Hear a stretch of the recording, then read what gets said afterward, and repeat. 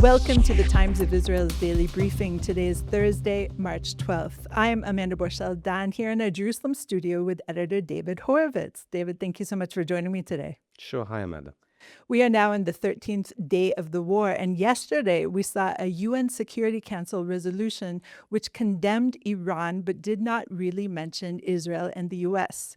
We're going to dive into that as well as U.S. support or lack of support for this war, and then discuss how Hezbollah is a lot fiercer than anticipated. So all of this and more when we're back. I'm Amanda Borschel-Dan in our Jerusalem studio with editor David Horovitz.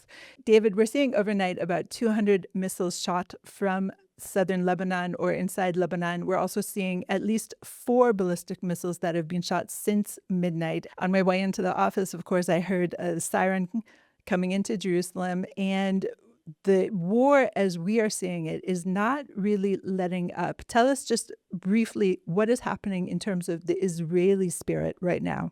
I think the Israeli spirit is astonishing, actually. I think it's, I use the word somewhat unpleasant, pretty unpleasant, like British understatement. It's really not nice. Having sirens all the time, you worry about people that you are responsible for. Are they somewhere safe? People aren't getting much sleep in most of the country. But I think Israelis are overwhelmingly supportive of this process and feel in a way vindicated. You've got Iran that is not only attacking Israel, attacking basically anything and everything it can, including its kind of allies. And it turns out, as you said before, Hezbollah is far stronger than I think most of us recognized. We thought it was really very badly set back. The attacks late last night, in the course of last night, were unprecedented for this war, and took us back to periods when Hezbollah was pre having its leadership wiped out, and all these missiles that we knew Israel took out in southern Lebanon, and the Beeper operation that took out really thousands of their operatives. So I think Israelis generally would be pretty dismayed to see how strong Hezbollah is. At the same time, they fired something like 200 rockets last night. I think there were 2 people lightly injured in the north. That is not to minimize the danger. There were 2 people lightly injured only because people are taking the necessary precautions. They are going into safe rooms. They are seeking shelter. They are staying there as long as they are told to stay there. And there would have been lots and lots of dead people last night if Israel didn't have that uniquely effective array of rocket and missile defenses. Right. Unlike our neighbors, we definitely are enabled to have safe rooms. We did see last night that there was a direct hit on a home in a moshav in Emek Hefer, and the woman and her caretaker survived only because they were inside the safe room, as opposed to our Arab neighbors who brought this UN resolution yesterday and really condemning Iran's shooting back, shall we say, because Iran was attacked by the U.S. and Israel. And instead of focusing its retaliatory strikes on Israel and U.S. bases, Iran is basically striking out everywhere. So tell us a little bit about this UN resolution and who brought it and who passed it. I mean, the context, as you rightly say, at a limited point is Iran was attacked. But you look back a little earlier and you see negotiations in good faith by the Trump administration to try to halt their nuclear program and their ballistic missile program, and they refused. I mean, I was very struck by Steve Witkoff saying, we offered Iran nuclear fuel forever for civilian purposes. They refused to give up their right to enrichment. In other words, they said, no, we want to build a bomb. We're going to be building the bomb. We got enough enriched uranium for 11 bombs right now. We did it by, evading all the safeguards, number one. And, the ballistic missiles, we've seen what they are able to do. And therefore, it was a preemptive interaction. It was a preemptive launch of a war by Israel and the United States against a regime that had also just killed tens of thousands of its own people. So now under attack, as I say, it's hitting out in every direction, including countries that did not expect that they would be attacked by Iran. I think you look at Oman and Qatar and Turkey, they'd be quite high on my list of what on earth are you doing? We're trying to act as brokers. We're essentially supportive of some of the things you do. We hate Israel in the case of Turkey, and Iran is firing, with real devastating effect in the Gulf. And therefore, this move at the United Nations and a striking vote. This was 13 and 2 abstentions. Russia and China abstained, and everybody else condemned Iran. And as you said, Yeah, America and the US, America and Israel were not really in there, and the Iranians, bless, are very upset. How could you just be condemning us? What did we do? Well, you're terrible people who spread death and destruction everywhere, and if we don't stop you, you'll keep doing it. Right. And you didn't mention Bahrain in that list of countries that are being hit and don't have, as far as I understand, U.S. presence there even. And so they're standing up and saying to Iran as well, what are you doing to us? And Iran's answer is a bit cloudy. Have you heard what they're saying back? No, one of the things they've said is our missiles can't reach the United States. So what are we supposed to do? The foreign minister actually said essentially that. What are we supposed to do? Our missiles can't hit America. We're trying to defend ourselves, quote unquote. Of course, if you had negotiated in good faith and wanted to stop your terrible activities against your own people and the rest of the world, you wouldn't be attacked and you wouldn't need to defend yourselves. But, okay, Bahrain's crime, you might say, is that it's in an alliance with Israel. Well, the Saudis really aren't.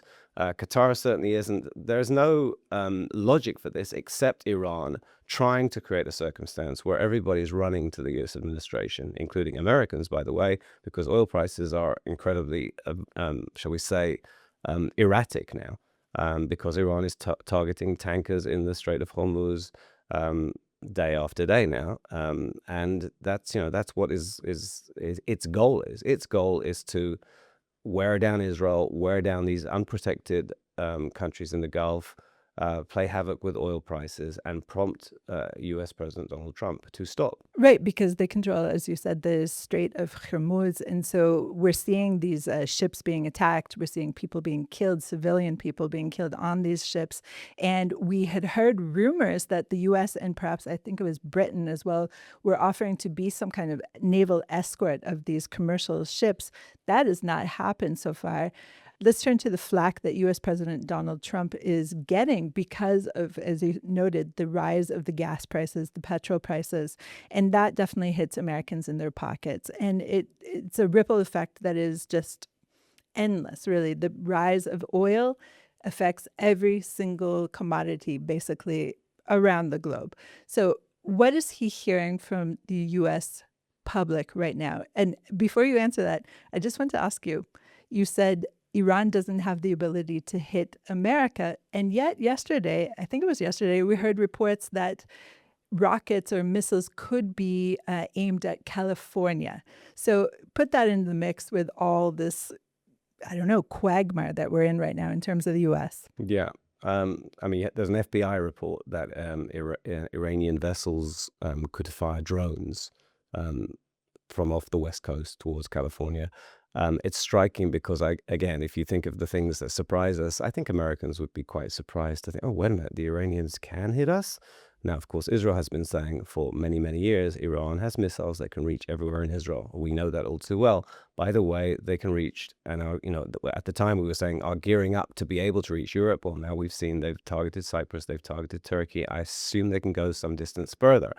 And we've always said, and they will be trying to develop missiles that can reach the United States. Well, it turns out there's an easier way to do that, which is vessels off the coast or however far away that can fire drones. Remember, when we were attacked the first time by Iran, it took 12 hours for those first drones to get it. We've kind of recognized that drones can go a very long way. I'm sure all the technology has moved on since then. They can do terrible things. Now, on the one hand, if you're an ordinary American who has no personal stake in the Middle East, you might say, why has Israel brought us into this situation where Iran, we don't even know where that is on the map, is threatening to fire at us, is targeting our bases in the Middle East. We've had 7, I think is the number at the moment, American troops have been killed. On the other hand, you might, if you were prepared to take the sort of one step back, say, wait a minute, why are they targeting us? What's the matter with these people? Who are these people? What do they do? What have they been doing to their own people? What have they been doing to Israel, which, seems to be a Western-style democracy with lots of neighbors that it has good relations with, and seems to be that the ones it doesn't have relationships with are really rather bad. You'd hope that people would take a sort of sober view and look a little deeper. I don't think that that's going to be the prevailing sentiment. I think the prevailing sentiment, again, if you don't have a particular stake, is why does it cost me so much more now to fill up my car? Why are energy-related prices going up? And that's what Trump is facing. By the way, that's what Israel is facing in terms of support from ordinary Americans. The concern that they're being dragged into something because of Israel. not offset sufficiently by an awareness that it's an interconnected world and people a long way away can do really bad things to you. And how Trump is dealing with that, first of all, he's kind of willing it to be the way he wants it. So he says, we've taken out their mines in the Strait of Hormuz. We are offering to escort vessels. We've warned them that they're like nothing they've ever seen before. If they start targeting tankers, they are targeting tankers. Oil prices will return to even lower than they were before. They did come down when Trump was talking more about ending the war fairly soon. Incredibly volatile. But what he's trying to do is assure Americans that, first of all, this is a vital American interest to defang Iran. And second of all, that he knows what he's doing. And this, as he's put it twice, I think, a brief excursion from his main focus on lowering the cost of living and so on. You and I have discussed several times during the course of the Iranian negotiations, the nuclear negotiations, the talking points that Prime Minister Benjamin Netanyahu has. There are 4 points. And just 2 days ago, I believe, Caroline Levitt, the White House press secretary, listed 4 points that are the goals of the U.S. for this Iran conflict. And they were, in my mind, point for point, Prime Minister Benjamin Netanyahu's talking points. And I think it's things like this, for people who are paying attention, that makes the U.S. believe that it is Israel that has dragged the U.S. into this war. That doesn't mean, however, that it's not a just war. So let's talk about it. Let's break it down very simply. Has Israel dragged the U.S. into this war? And if the goals of Israel and the goals of the U.S. align, does that mean that Israel has undue influence on U.S. President Donald Trump? Well, let's first of all talk about what Netanyahu and Trump themselves have said about that, which is no. I mean, Netanyahu laughed when it was put to him in an American interview that he had dragged Trump into war at the ostensible absurdity of the notion. And Trump has said more than once, if anything, it was the other way around. I kind of forced their hand. I don't think there's any doubt, in my mind at least, and I've said this before, I don't think Israel would have attacked without American support. We've never had a situation like this, certainly not if you want to count the Suez crisis in the 50s, where America and the superpower are fighting together. This is a joint operation. It was planned very thoroughly, it seems to me, in terms of the military. Look at how the American military has spoken to the public. Netanyahu doesn't really take questions and so on, but the American leadership does. A planned operation against a perceived shared enemy. I mean, it's a shared enemy. It's a different kind of enemy, as Trump has said, for Israel than it is for the United States. The United States does not fear being destroyed by Iran. It's maybe just starting to think, wow, we can be attacked by Iran, but it doesn't fear destruction. It does see a value in protecting the people of Iran from their regime, and it sees Iran spreading terrorism. Israel, it's an existential threat. It's an existential threat if they get the bomb. It's an existential threat if they have unlimited missile capabilities. It's an existential threat if it can again get Hezbollah and Hamas and the Houthis, who haven't entered yet, and militias in Iraq, if it can get them up to speed to attack Israel. I have no doubt about that. So I think that's the context in which to look at it. Again, the question is, the more Iran hits out in every direction, the more it targets American interests, is there going to be sort of a greater realization in the United States among ordinary people? Wait a minute, those are the really bad people. Now, I think that UN vote was interesting even in that context. Should we begin to think that just maybe people are wising up about Iran? I still don't really think so. But, it's not entirely bleak in terms of where certain public opinion in certain countries could go. But I don't doubt that it's a really bad time in terms of Israel's image in the United States. And maybe just one last thing, when we talk about those talking points, I mean, those are the talking points that if you want to tackle Iran, you've got to deny them the bomb. You've got to deny them enrichment. You've got to deny them ballistic missile capacities, and you've got to stop their proxies. Otherwise, you're not going to defang them.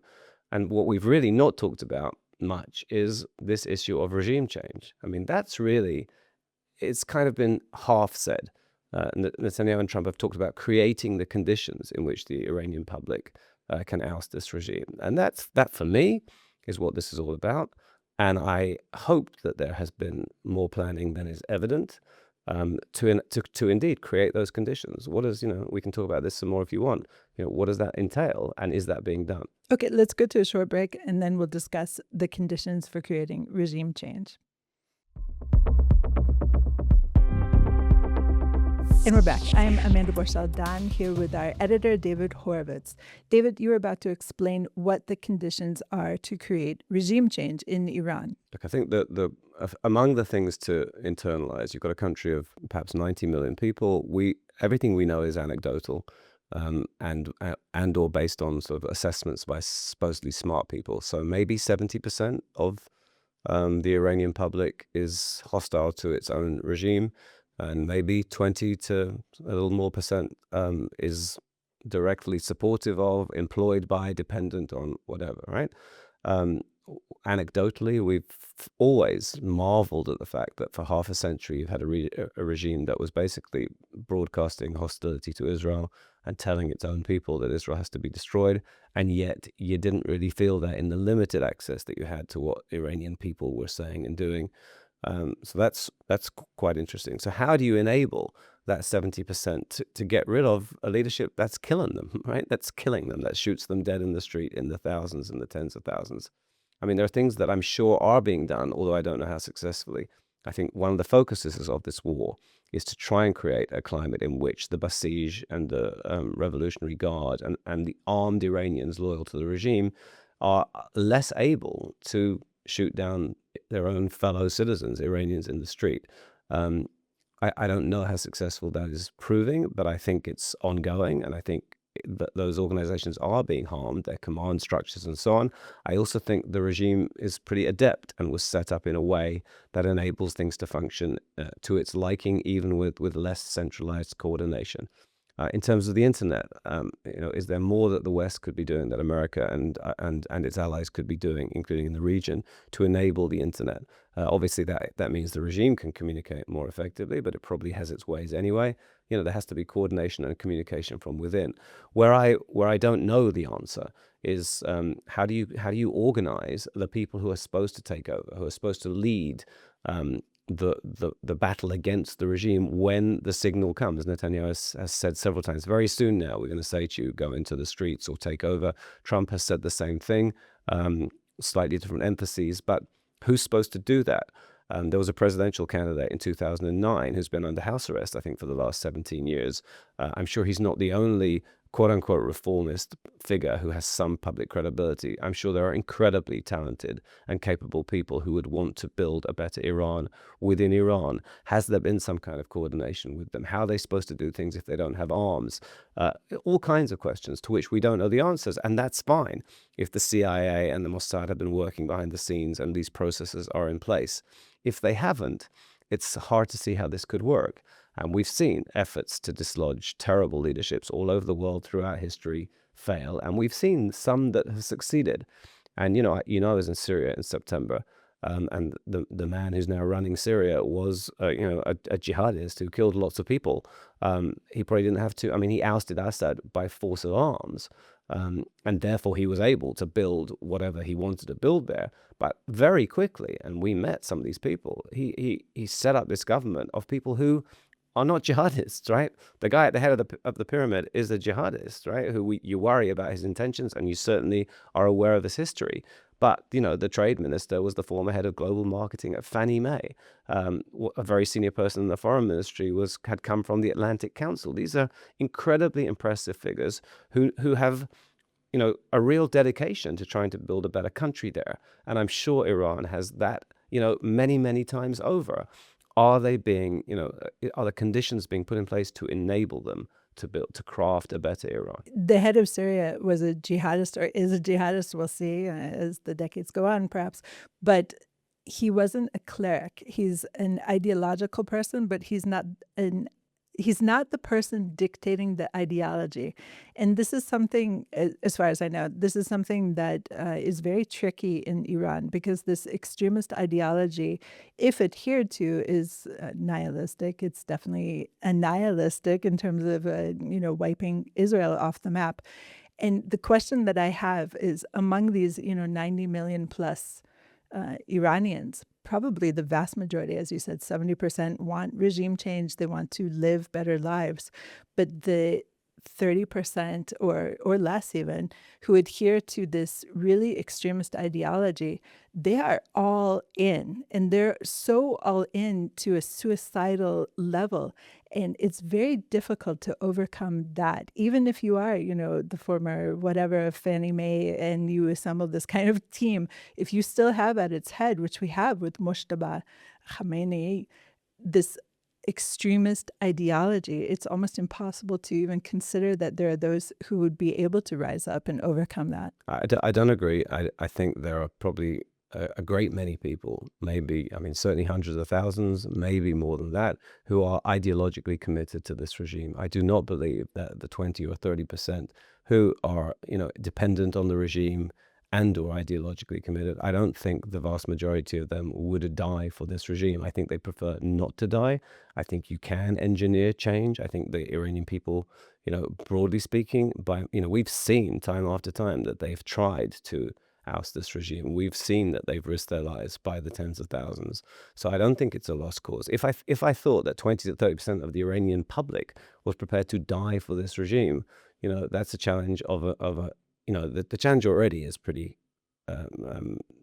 deep and serious. That's a challenge of a whole different order. And then I would be, I'm neither optimistic nor pessimistic. I'm concerned that processes are put in place, but I don't think it's that it's 70% against 20, 30%. I think it's a hard line core.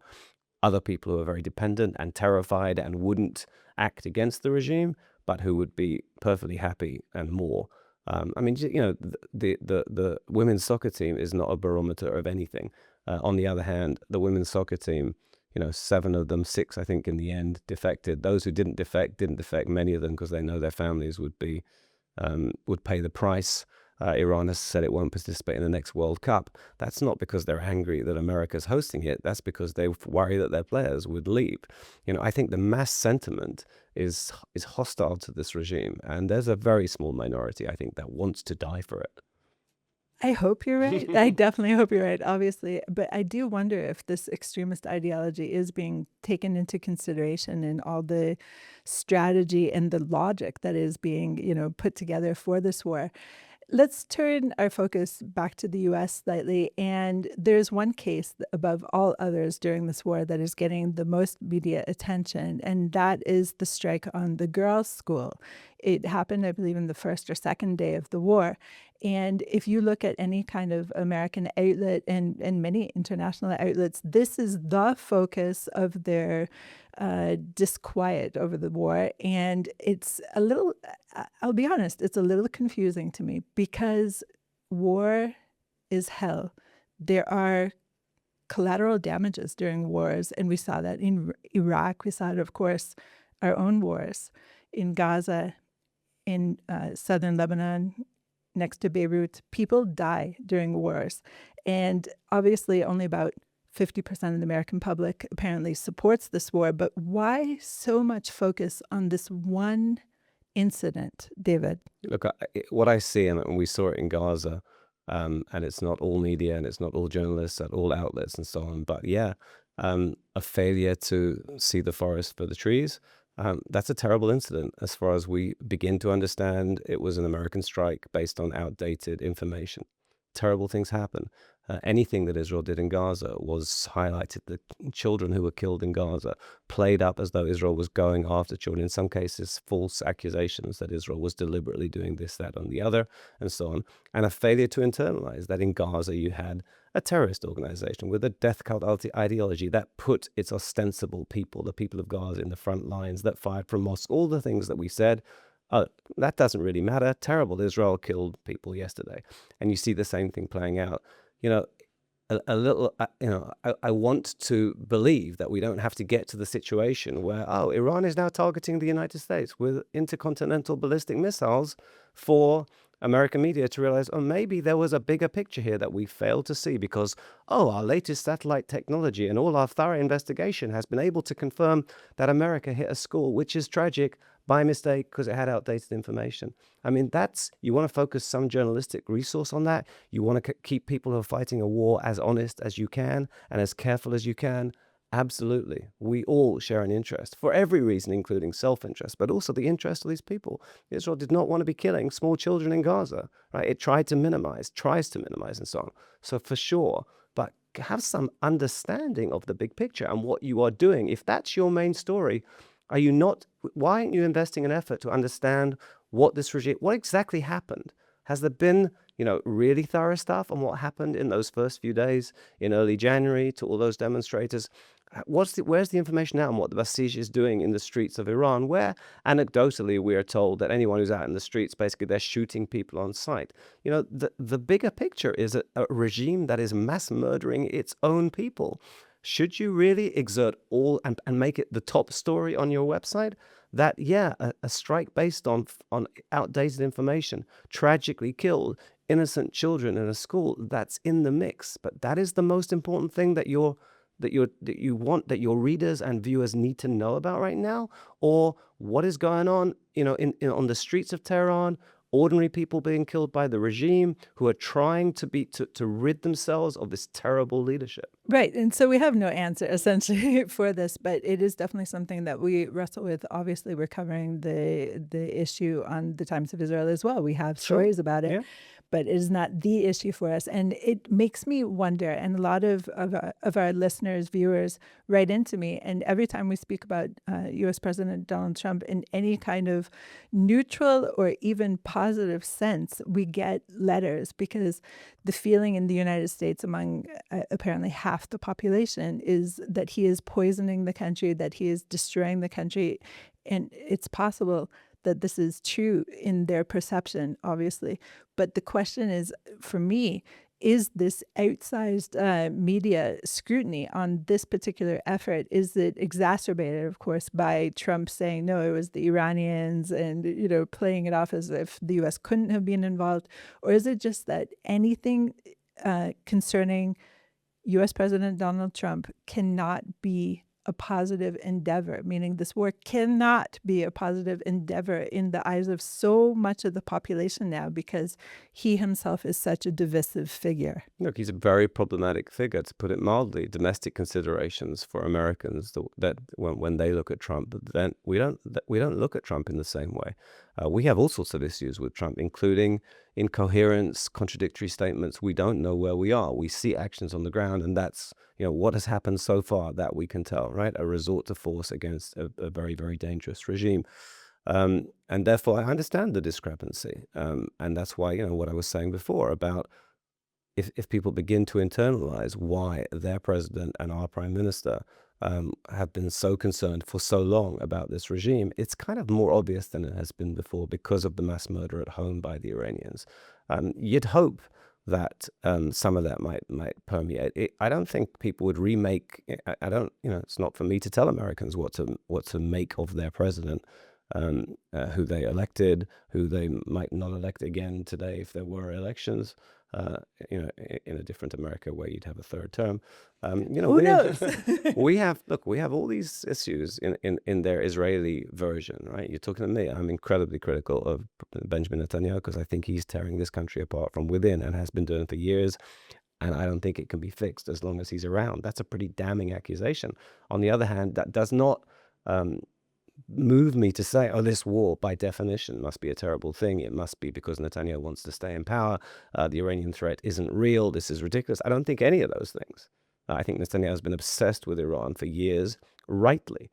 I think Iran is incredibly dangerous. And I think for the people of Iran's sake, for Israel, for the Gulf, now you can start extending. For Europe, for the rest of the free world, it's pretty obvious that, as far as I'm concerned, it will be a failure if sooner or later, one way or another, what started on February the 28th does not end with the fall of this terrible, evil regime. David, thank you so much for joining me today. Thanks, Amanda. Thanks for listening to the Times of Israel's Daily Briefing. Please check out another installment tomorrow. This episode was produced by Gabriella Jacobs. If you have any questions or comments about this or any other episode, please drop an email to podcast@timesofisrael.com. Until tomorrow. Shalom.